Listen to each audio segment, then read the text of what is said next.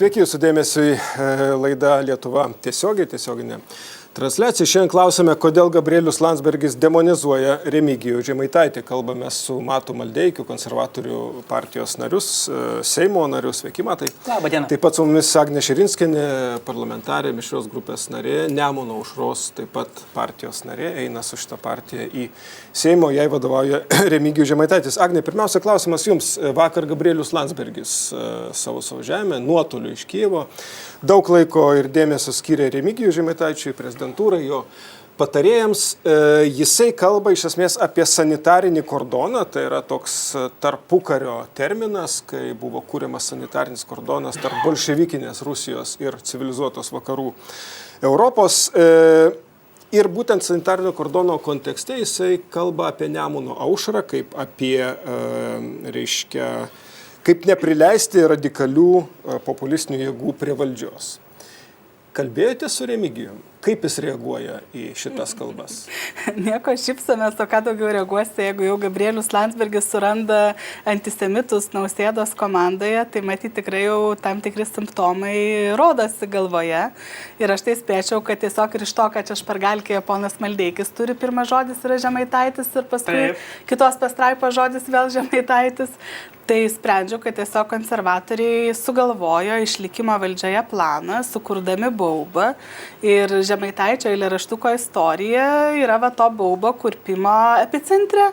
Ir tiesiog šitokiu būdu bandoma mobilizuoti savo rinkėjus, kurie galbūt po visų tų skandalų su sekretorėmis įdarbintomis, su Monika Navickienė skridusiai į Dubajų, tiesiog yra nusivylę ir yra bijomasi, kad galbūt nebus tokie aktyvūs kaip paprastai.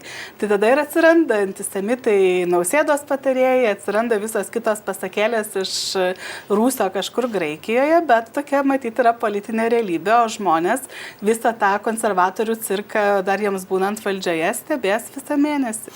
Gali Matas Maldeikis paaiškinti, ar ne? Taip, kam sanitarinis kordonas iš tikrųjų taip kritiška, kad reikia kurti sanitarinį kordoną? Atsakysiu dabar iš tą minčių srautą. 3 pagrindiniai faktoriai, kad mes, nes labai daug temų palėtė, tai kad mes susidėliotume. Tai pirmas sanitarinis kordonas yra, mes matom jį vakaruose visuose. Mes matom Le Pen Prancūzijoje, mes matom Alternative für Deutschland Vokietijoje. Tokius kordonus organizuoja visos vakarų valstybės, nes mes susidurėm su panašia situacija. Tai Lietuvoje tiesiog nebūtų kažkas naujo. Austrijoje yra kitaip. Tai priklausomai nuo to, ar įmanoma tai padaryti, ar ten jau tiesiog jau paima valdžią, iš esmės prorusiškos jėgos, jeigu mes įmame Austriją, bet ta prasme, jeigu mes įmame vakarų Europą, ten, kur jį įmanoma, tose šalyse jisai yra organizuojamas. Ir čia klausimas yra Gabrieliaus iškeltas prezidentui, iš jo lyderystės, ar jisai elgsis kaip vakaruose, ar atsitiks tas pats, kas buvo, mes matėm su šeimų maršu, kur jisai su jo flirtavo, žaidė, tai lygiai dabar jisai klausimas, ar jisai imsis taip pat žaisti su antisemitiniam tokiom jėgom, ar jis iš tikrųjų pastatys tam kordoną. Dabar antras dalykas, nes čia buvo daug dalykų pakelta, tai tiesiog klausimas yra bandoma niveliuoti kažkokį eilėraštuką. Aš noriu kaip dėmesį, kad konstitucinis teismas, ne Seimas, ne kas nors, konstitucinis teismas, kurio teisėjų skiria prezidentas, pasakė labai aiškiai.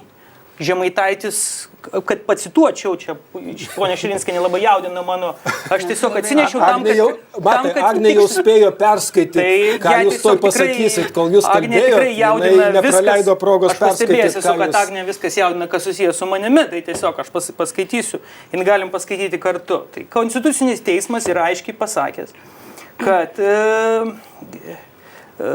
Taip. Bet čia dar, kai ne pats rašai špargalkės. Ne. Kad jisai... Ne kažką. Kažkur pasižymėjau, va čia nais. Nuteistas už tai, kad skatino tautinę ir etninę neapykantą, menkino holokausto nusikaltimus. Nei daugiau, nei mažiau. Jisai nuteistas ne už, ne už eilėraštuką, jis nuteistas už tai, kai jis pasakė, žydai išžudė Pirčiupių kaimą. Pirčiupių kaimą išžudė naciai. Čia pirma pamoka Ten yra ištaisyta pirma pamoka geografijos, reikia žinoti, kas, kur vykdė holokaustas. Dabar apie prezidentą. Paskutinis dalykas, čia svarbu, nes vėl buvo paliestas. Noriu, Agnė, jinai galbūt nauja politikė nelabai gaudosi Lietuvos politikoje. Yra ponas Jansonas, bet matosi pagal jūsų informaciją, jūs biški nežinote dalykų. Buvo ponas Jansonas buvo Respublikos redaktoriaus pavaduotojas pas tokį, pavadinkim taip, liūdnai pagarsėjusi Tomkų. Ir tada, kai Tomkus rašė ten paskvilius apie žydus, apie bet ką, ir, visi sveiko proto žmonės negalėjo patikėti, ką tas žmogus rašė, Jansonas juos teisino, Jansonas tai teisino visai neseniai, Jansonas tai teisino ir dabar, dėl to tai nėra apie archyvus, tai yra apie realybę, kurioje mes gyvename. Mes turim politiką. Archyvai irgi realybė, šiaip jau.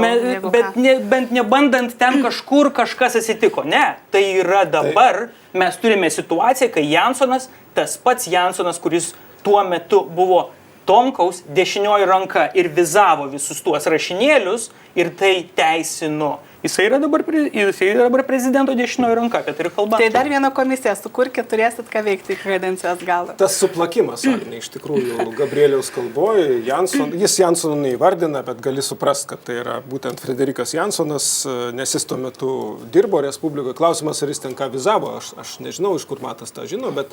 Jisai pats tą pasakė, kad jisai pritarė ir jis buvo jo pavaduotojas. Galbūt tą kažkur pasakė, bet esmė yra kita, kad iš tikrųjų tai, ką priminė Matas Maldeikis, Konstitucinis teismo sprendimas, ar ne, dėl to, ką Remigijus yra įrašęs ir kalbėjęs, tai kaip su šituo čia Gabrielius pataiko, ar ne? Na, aš nemanau, kad jis taip pataiko, nes Konstitucinio teismo sprendimas vis tiek rėmėsi tam tikromis citatomis ir be kurių buvo garsusis eilėraštukas ir dar tokia komunistuojanti ambasadorė, už kurią taip pat yra pritaikyta apkalta. Bet aš grįšiu prie to, kad čia kolega aiškino, kad jie labai žiūri į vakarus, bet pasižiūrėkime, kas dabar labai kalba apie denacifikaciją ir visus savo priešus bando denacifikuoti. Tai jūs Žemaitaitį jau denacifikuojat kaip Putinas Ukrainą praktiškai 3 mėnesius. Dabar jūs pradedate Nausėdos komandą denacifikuoti. Tai sukurkite dar vieną komisiją, turėsit ką ištirti Frederiko Jansono pasisakymus. Netgi Seime keičiate laikinųjų komisijų įstatymą, kad galėtumėt prisikviesti privalomai prezidentą liudyti. Tai tą cirką jūs dar galit padaryti. Bet man tai visiškai kitas klausimas visoji šitoj konservatorių brūkšnelis Putino denacifikacijos istorijoje, kurie perima iš esmės naratyvą tikrai ne iš vakarų, perima iš rytų ir visus priešus paverčia antisemitais dabar. Man klausimas, o jūs Vaitkų pamiršote? Mes kažkaip negirdime visiškai jokių įvertinimų tų naratyvų, kuriuos skleidžia Vaitkus. Aš dabar pati praleidau visą savaitgalį vaikščiodama Baltarusijos pasienyje. Tai jūs pasiklausykite, gerbiamas Maldeikį, nuvažiavę žmonių, kurie gyvena prie Baltarusijos sienos, kurie pro langus iš esmės mato koncertiną, ką jie šneka apie Lietuvą, apie Lietuvos-Rusijos santykius, tai Vaitkų jūs pamiršote. Jūs pamiršote ir tokią kabutėse taikos koaliciją. Jinai jau nėra problema. Ta prasme, prorusiški naratyvai, kurie yra skleidžiami dviejų politinių jėgų konservatoriams, aš matau, po prezidento rinkimų nėra problema ir tapo visiška normalia norma, kaip ir denacifikavimas, kurį jūs iš Putino perėmėte. Ne?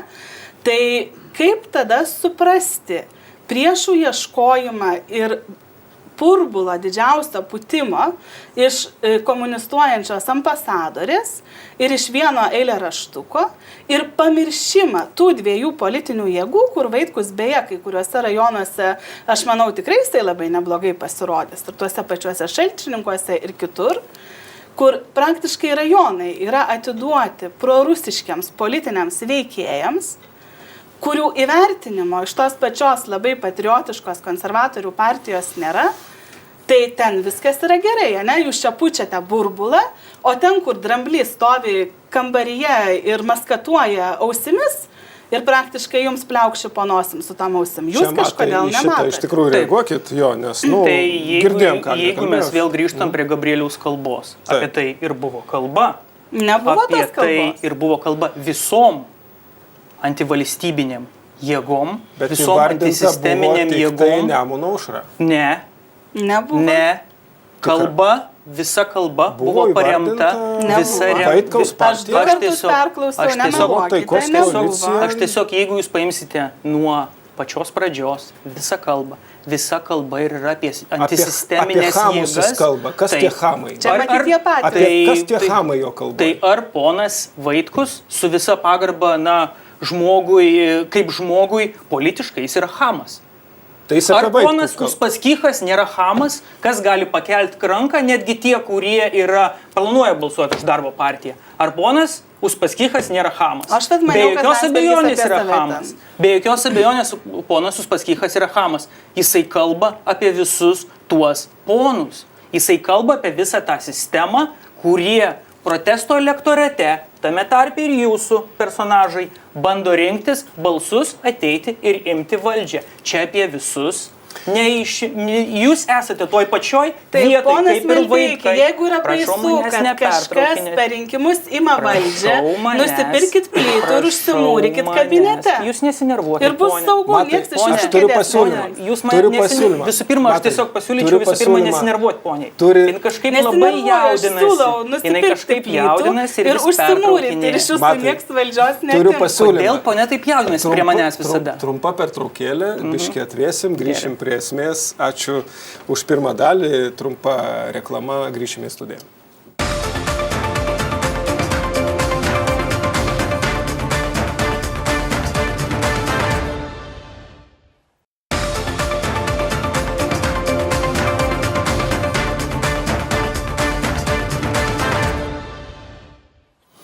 Grįžtame į studiją, šiandien karštai diskutuojam apie tai, kodėl Gabrielius Landsbergis demonizuoja Remigijų Žemaitaitį. Kalbame su Agne Širinskienė, Žemaitaičio partijos Nemuno aušra narė, parlamentarė, ir Matas Maldeikis, konservatorius, taip pat Seimo narys. Kalbėjom apie Gabrieliaus Landsbergio kalbą, kad kas nematė, gali atsisukti pirmą laidos dalį. Iš tikrųjų, Matai, toks įspūdis, kad naudinga Remigijui Žemaitaičiui tai, ką daro jūsų partijos pirmininkas. Ir nenaudinga socdemams. Girdėjau tokią versiją. Ką jūs į tai?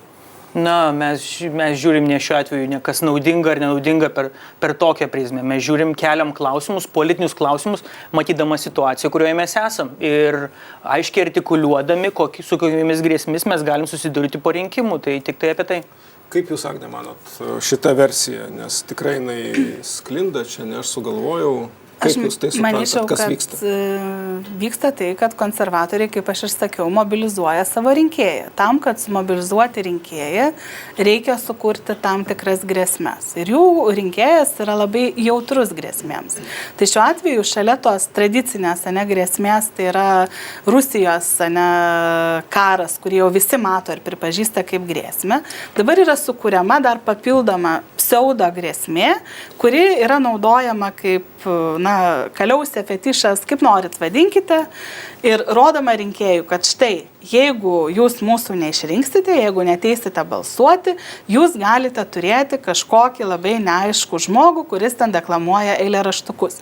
Ir pasižiūrėkime, šitų grėsmių, visų tokių baubų kūrime yra, aš net nebejoju, labai sąmoningai nutylima, dėl ko aš užvedžiau kalbą apie Vaitkaus partiją ir apie Uspaskicho taikos koaliciją, yra labai sąmoningai nutylima, tikintis, kad protesto balsai, galbūt taip neplakant Vaitkaus, kaip jisai buvo plakamas pirmame ir antrame prezidento ture, nueis tenai ir pasiskirstis taip, kad bus neįmanoma sudaryti opozicijai koaliciją.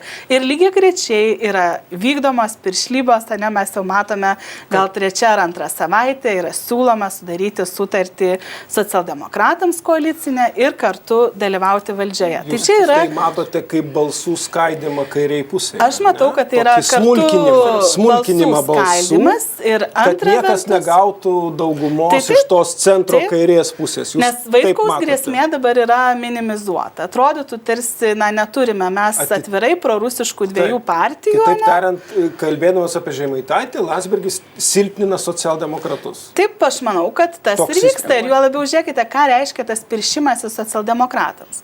Tai aišku, gali būti taip, kad tikrai yra kažkoks susitarimas su konservatorių socialdemokratų, bet gali būti, kad labai sąmoningai tikrai bandoma pasiekti, kad ir jie nebūtų tokie skaitlingi, nes socialdemokratų rinkėjui tikrai, Landsbergio draugystė ir Šimonytės po šitos kadencijos yra švelniai tariant nemaloni. Tai bandoma sumažinti ir jų galimybės, tokiu būdu bandant save padaryti koalicijos partneriu. Tai tas akivaizdu. Tai aš tiesiog dabar pamodeliuosiu situaciją po Seimo rinkimų. Ir kad mes suprastumėm, apie ką mes komunikuojam.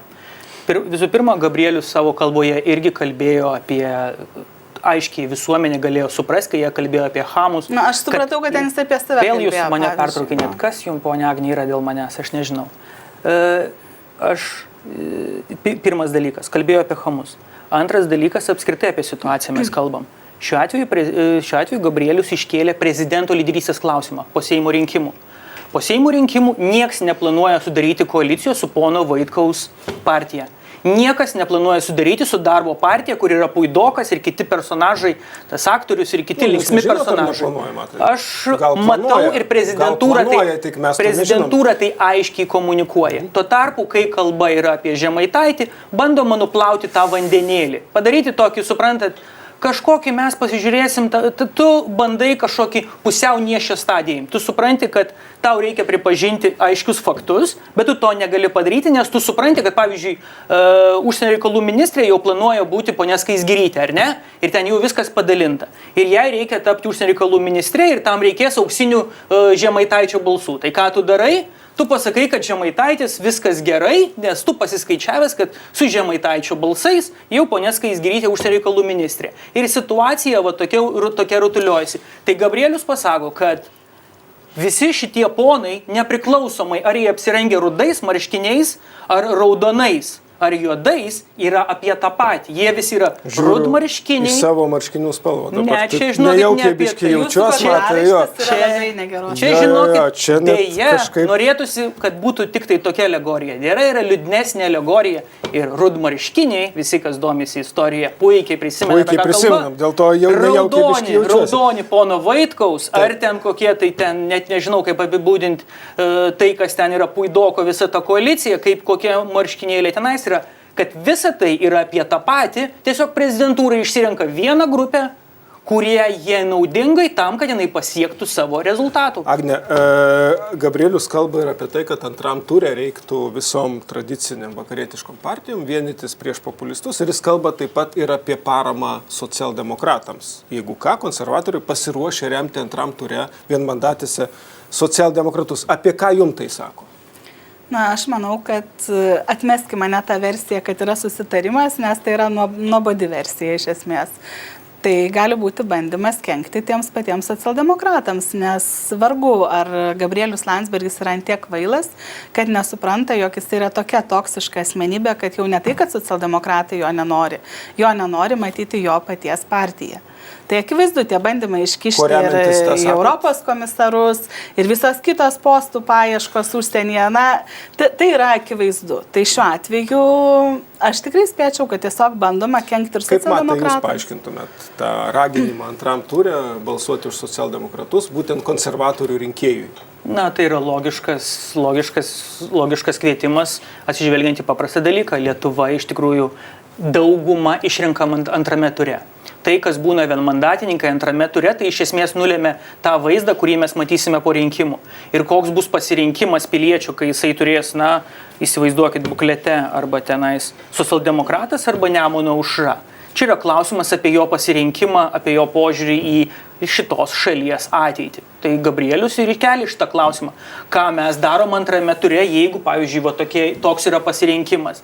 Jeigu pilietis susiturėtų tokiu pasirinkimu, Tėvynės sąjunga sako taip, mes tada šiuo atveju galime parengti socialdemokratus. Tai, manau, logiška situacija. Bet realiai, kad čia, kai vėlgi iš karto apvyniojama visas konspiracijos teorija, kad mes taip kenkiam socialdemokratam, aš įsivaizduoju, kad socialdemokratai yra patys didžiausi savo priešininkai. Kitas variantas, kad jūs turite tam tikrus susitarimus. pertraukėt. Ir laimint socialdemokratams, laimės konservatoriai lygiai grečiai. Kalbant apie santykį su prezidentūra jūsų Remigijaus Žemaitaičio, kokie tie santykiai? Yra kažkokie? Darbiniai santykiai, o kokie jie gali būti kitokie? Ta prasme, bendraujama yra... Taip, mes bendraujam su patarėjais ir išklausom, jeigu jie pageidauja, kad būtų išklausyti, dalyvausim regionų forume, kuris trečiadienį vyks, tai tikrai yra dalykiniai, darbiniai, normalūs santykiai. Na, mes ne konservatoriai, mes etiketėmis nesilipinam ant žmonių ir matyt su tuo savo nuoseklumu tuos santykius išlaikom. Sako, ne konservatoriai, neklijuojame etikečių, tada jinai visą laidą klijuoja etiketės ir visą savo karjerą apie konservatorius, apie socialdemokratus ir kitas partijas. Aš dievinu šitą bipolinį sutrikimą. Čia apie ką jūs taip?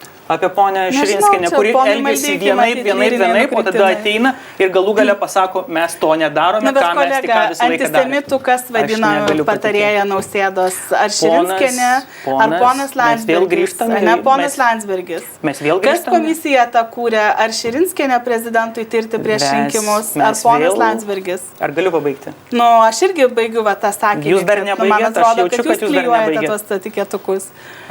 Jeigu mes kalbam nuo laidos pradžios, buvo kalba apie poną Jansoną. Tai jūs pasižiūrėkit pono Jansono CV, kaip jiems sekėsi Respublikoje rašyti ir redaguoti straipsnius apie žydus ir kokią reakciją tai sukėlė visuomenėje ir tarptautinėje erdvėje dar senai.